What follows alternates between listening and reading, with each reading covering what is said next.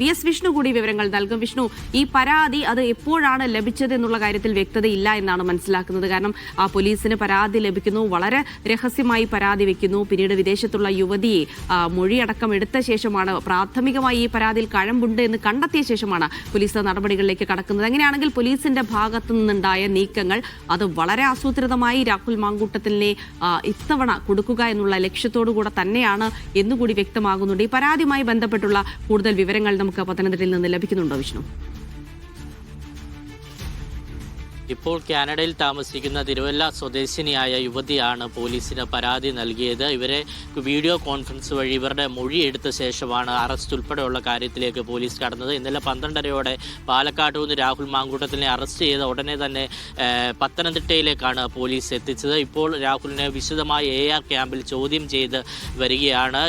എന്താണ് സംഭവിച്ചത് തുടങ്ങിയ കാര്യങ്ങൾ, യുവതി നൽകിയ പരാതിയിൽ രാഹുലിൻ്റെ പ്രതികരണം എന്താണ്, തക്കവിധത്തിലുള്ള ചോദ്യം ചെയ്യൽ പത്തനംതിട്ടയിലെ AR ക്യാമ്പിൽ ഇപ്പോൾ നടന്നു വരികയാണ്. രാഹുലിൻ്റെ മൊബൈൽ അടക്കം പോലീസ് വാങ്ങി എന്ന വിവരമാണ് നമുക്ക് ലഭിക്കുന്നത്. അവിടെ ചോദ്യം ചെയ്യലിന് ശേഷം അദ്ദേഹത്തെ തിരുവല്ല മജിസ്ട്രേറ്റിന് മുൻപിൽ ഹാജരാക്കും.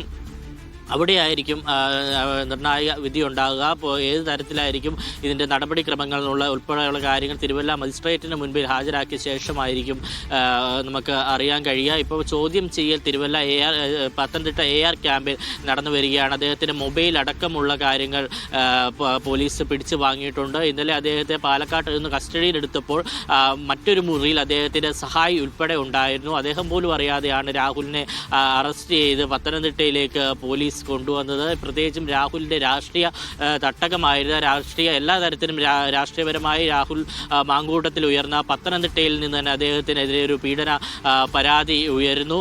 അദ്ദേഹത്തിനെ പത്തനംതിട്ടയിൽ എത്തിച്ച് ചോദ്യം ചെയ്യൽ നടത്തുന്നു. പിന്നീട് അദ്ദേഹത്തെ തിരുവല്ലയിൽ മജിസ്ട്രേറ്റിന് മുൻപിലൊക്കെ ഉൾപ്പെടെ ഹാജരാക്കാൻ വേണ്ടിയുള്ള ശ്രമങ്ങളാണ് പോലീസിൻ്റെ ഭാഗത്തു നിന്ന് ഉണ്ടായിരിക്കുന്നത്. ഏറെ നാടകീയപരമായ രംഗങ്ങൾ തന്നെയാണ് സംഭവിച്ചിരിക്കുന്നത്. കാരണം രാഹുലിനൊന്ന് രക്ഷപ്പെടാൻ യാതൊരു വഴിയും ഒഴിക്കാതെയാണ് പോലീസ് ഇന്നലെ അദ്ദേഹത്തെ നാടക രീതിയിൽ തന്നെ അറസ്റ്റ് ചെയ്തത്. തുടർന്ന് പത്തനംതിട്ടയിൽ എത്തിയിരിക്കുന്നു. പരാതി ലഭിച്ച പത്തനംതിട്ടയിൽ തന്നെ എത്തിയിരിക്കുന്നു. അവിടെ വിശദമായ തരത്തിലുള്ള ചോദ്യം ചെയ്യൽ നടക്കുന്നു. ഇതിനുശേഷം മറ്റുള്ള ക്രമീകരണങ്ങൾ, മജിസ്ട്രേറ്റിന് മുൻപിൽ ഹാജരാക്കേണ്ട തക്കവിധത്തിലുള്ള ക്രമീകരണങ്ങളൊക്കെ നടത്തേണ്ടതുണ്ട്. ഇപ്പോൾ കാനഡയിലാണ് യുവതി ഇത് താമസിക്കുന്നത്. ഇമെയിൽ വഴി ലഭിച്ച പരാതിയിൽ മേലാണ് പോലീസ് നടപടിയെടുത്തിരിക്കുന്നത്.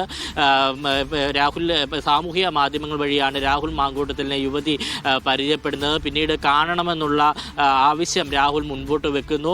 അങ്ങനെ ഒരു റെസ്റ്റോറൻറ്റിൽ വിളിച്ചു വരുത്തുന്നു. തുടർന്ന് താനൊരു പ്രത്യേക ഒരു രാഷ്ട്രീയ പാർട്ടിയുടെ നേതാവാണ്. റെസ്റ്റോറൻറ്റിൽ വെച്ച് കാണുന്നത് പലതരത്തിലുള്ള രാഷ്ട്രീയ ഇമേജിനടക്കം ബാധിക്കുമെന്ന രാഹുലിൻ്റെ ആവശ്യം മുൻനിർത്തി റൂമിലേക്ക് മാറുന്നു. അവിടെ കയറി യാതൊരു സമ്മതവുമില്ലാതെ തന്നെ ആക്രമിക്കുകയായിരുന്നു എന്ന പരാതിയാണ് യുവതി ഉയർത്തുന്നത്. ഏറെ പ്രധാനപ്പെട്ട രാഹുലിനെ കൊടുക്കാൻ തക്കവിധത്തിൽ എല്ലാ പഴുതും അടച്ച രീതിയിലാണ് പോലീസ് ഇപ്പോൾ രാഹുലിനെ കസ്റ്റഡിയിലെടുത്തിരിക്കുന്നത്. ആദ്യത്തെ ബലാത്സംഗ കേസിൽ അദ്ദേഹത്തിന് ഹൈക്കോടതി ജാമ്യം നൽകിയിരുന്നു. പിന്നീടുള്ള കേസിലും കോടതി ജാമ്യം ഉൾപ്പെടെയുള്ള കാര്യങ്ങൾ, അറസ്റ്റ് ഉൾപ്പെടെയുള്ള കാര്യങ്ങൾ തടഞ്ഞിരുന്നു. പക്ഷേ മൂന്നാമത്തെ ഈ ബലാത്സംഗ കേസ് വരുമ്പോൾ എല്ലാ തരത്തിലുള്ള പഴുതും അടച്ച് രാഹുൽ മാങ്കൂട്ടത്തിനെ പോലീസ് കസ്റ്റഡിയിൽ വാങ്ങിയിരിക്കുക. സുനിൽ ഐസക് കൂടി നമ്മോടൊപ്പം ചേരുന്നുണ്ട് തിരുവനന്തപുരത്ത് നിന്ന്. സുനിൽ, രണ്ടാം കേസിൽ അറസ്റ്റ് തടഞ്ഞുകൊണ്ടുള്ള ഉത്തരവ് നീട്ടി നൽകിയിരുന്നു, ജാമ്യമുണ്ട്. അതിനുശേഷം മണ്ഡലത്തിൽ MLA സജീവമാകുന്നതിനിടെ ഒരു മൂന്നാമത്തെ കേസ്, അതിനെക്കുറിച്ചുള്ള ഒരു സൂചനകളും എവിടെയും നമ്മൾ കണ്ടിരുന്നില്ല. മാധ്യമങ്ങൾക്ക് പോലും അതിൻ്റെ ഒരു തുമ്പുമാലും കിട്ടിയിരുന്നില്ല. പോലീസ് കൃത്യമായ പ്ലാനിങ്ങോടുകൂടി രാഹുൽ മാങ്കൂട്ടത്തിനെ അറസ്റ്റ് ചെയ്യുമ്പോൾ സ്വാഭാവികമായും അത് കോൺഗ്രസിനെ സംബന്ധിച്ചിടത്തോളം പുറത്താക്കിയതാണ്, ഞങ്ങൾക്ക് ഉത്തരവാദിത്തമില്ല എന്ന് പറഞ്ഞു നിൽക്കാമെങ്കിൽ കൂടിയും നിയമസഭാ തെരഞ്ഞെടുപ്പിലേക്ക് പോകുമ്പോൾ രാഹുൽ മാങ്കൂട്ടത്തിൻ്റെ അറസ്റ്റ്, അതുണ്ടാക്കുന്ന നാടകീയത, അതിൻ്റെ തുടർചലനങ്ങൾ എങ്ങനെയായിരിക്കും? എന്തായിരിക്കും LDF ഇതുമായി ബന്ധപ്പെട്ട് സർക്കാരും CPM പറഞ്ഞു നിൽക്കാൻ ശ്രമിക്കുക?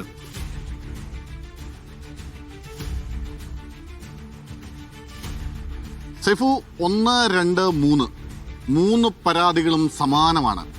ക്രൂരമായ ലൈംഗിക പീഡനം, ഗർഭചിത്രം, ശാരീരികമായ ഉപദ്രവം, സാമ്പത്തികമായ വഞ്ചന, സമാനമായ പരാതി തന്നെയാണ് ഇപ്പോഴും ഉണ്ടായിരിക്കുന്നത്. ആദ്യത്തെ 2 കേസുകളിലും നിയമത്തിന്റെ പഴുതിലൂടെ രക്ഷപ്പെട്ട രാഹുലിന് പക്ഷേ ഈ കേസിൽ അകത്തു പോകുമെന്ന കാര്യം ഉറപ്പാണ്. ഒന്നാമത്തെ കേസിൽ ചില തെളിവുകളുടെയൊക്കെ അഭാവത്തിൽ ഒന്നാമത്തെ കേസിൽ മുൻകൂർ ജാമ്യം കിട്ടുന്നു, രണ്ടാമത്തെ കേസിൽ അറസ്റ്റ് തടയുന്നു. പക്ഷേ മൂന്നാമത്തെ കേസിൽ വളരെ കൃത്യമായ പ്ലാനിങ്ങിലൂടെ പോലീസ് രാഹുലിനെ ഇന്നലെ അർദ്ധരാത്രിയോടുകൂടി അറസ്റ്റ് ചെയ്യുന്നു. ഇപ്പോൾ നമുക്കറിയാം, നമ്മുടെ റിപ്പോർട്ടർമാർ പറഞ്ഞതുപോലെ പത്തനംതിട്ട എയർ ക്യാമ്പിലേക്ക് പ്രത്യേക അന്വേഷണ സംഘത്തിന്റെ തലവയായിട്ടുള്ള ലീഡറായിട്ടുള്ള IG പൂങ്കുഴലി അവിടെ എത്തിയിട്ടുണ്ട്. രാഹുലിനെ ചോദ്യം ചെയ്യുകയാണ്. കാനഡയിലുള്ള വിദേശത്തുള്ള പരാതിക്കാരി ഇന്ന് വൈകുന്നേരത്തോടുകൂടി നാട്ടിലെത്തി നേരിട്ട് മൊഴി നൽകുമെന്ന വിവരം കൂടി പുറത്തേക്ക് വരുന്നുണ്ട്.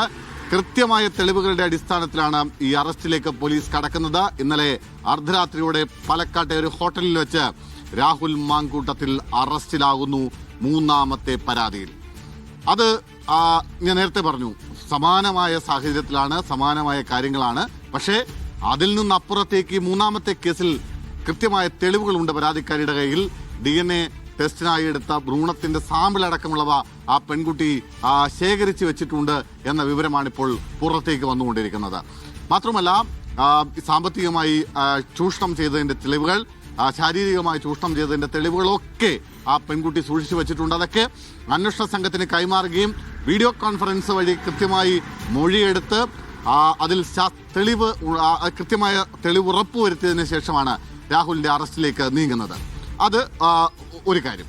രണ്ടാമത്തെ കാര്യം, ഇപ്പോൾ സേഫി ചോദിച്ചതുപോലെ ഒരു രാഷ്ട്രീയമായ വിഷയങ്ങളാണ്. നിയമസഭാ തെരഞ്ഞെടുപ്പിലേക്ക് വരുമ്പോൾ സ്വാഭാവികമായും കോൺഗ്രസിന് പറയേണ്ട ഒറ്റ ഉത്തരമേ ഉള്ളൂ, ഏത് രാഹുൽ എന്ന ചോദ്യമായിരിക്കും സ്വാഭാവികമായും ഇന്ന് കോൺഗ്രസിന്റെ നേതാക്കൾ പ്രധാനമായും ഉന്നയിക്കുക. കാരണം രാഹുൽ മാങ്കൂട്ടത്തിൽ ഇപ്പോൾ കോൺഗ്രസിലില്ല, പാർട്ടിയുമായി ഏതെങ്കിലും തരത്തിൽ ബന്ധമില്ല. രാഹുലിനെ പൂർണ്ണമായും തള്ളിപ്പറഞ്ഞതാണ്. പ്രതിപക്ഷ നേതാവിന്റെ ഭാഷയിൽ പറഞ്ഞാൽ ബോധ്യത്തിന്റെ അടിസ്ഥാനത്തിൽ ആ പാർട്ടി എടുത്ത നിലപാടുകളുണ്ട്. രാഹുൽ പാർട്ടിക്ക് പുറത്താണ്, പടിക്ക് പുറത്താണ്. അതുകൊണ്ട് ഏതെങ്കിലും തരത്തിൽ അതിന്റെ ധാർമ്മികമായ ഉത്തരവാദിത്വം ഏറ്റെടുക്കേണ്ട ബാധ്യത കോൺഗ്രസ് പാർട്ടിക്കില്ല എന്ന മറുപടിയായിരിക്കും ഇന്ന് കോൺഗ്രസിന്റെ നേതാക്കൾ പ്രധാനമായി നൽകുക. അങ്ങനെയൊക്കെ ആകുമ്പോഴും പക്ഷേ നോക്കൂ, നിയമസഭാ തെരഞ്ഞെടുപ്പ് പടിവാതിൽക്കലെത്തി നിൽക്കുകയാണ്. പ്രതിപക്ഷം CPM-ഉം BJP-യും അടക്കമുള്ള പാർട്ടികൾ സ്വാഭാവികമായും ഇതിനെ ഒരു രാഷ്ട്രീയ വിഷയമായി കോൺഗ്രസിനെ അടിക്കാനുള്ള ഒരു വടിയായി തന്നെ ഉപയോഗിക്കുമെന്ന കാര്യത്തിൽ ഒരു സംശയവുമില്ല. കഴിഞ്ഞ തദ്ദേശ തെരഞ്ഞെടുപ്പിലും ഈ വിഷയം വലിയ ചർച്ചയായിരുന്നു. പക്ഷേ അത് കോൺഗ്രസ് പാർട്ടി എടുത്ത ചില നിലപാടുകൾ ജനം അംഗീകരിച്ചു.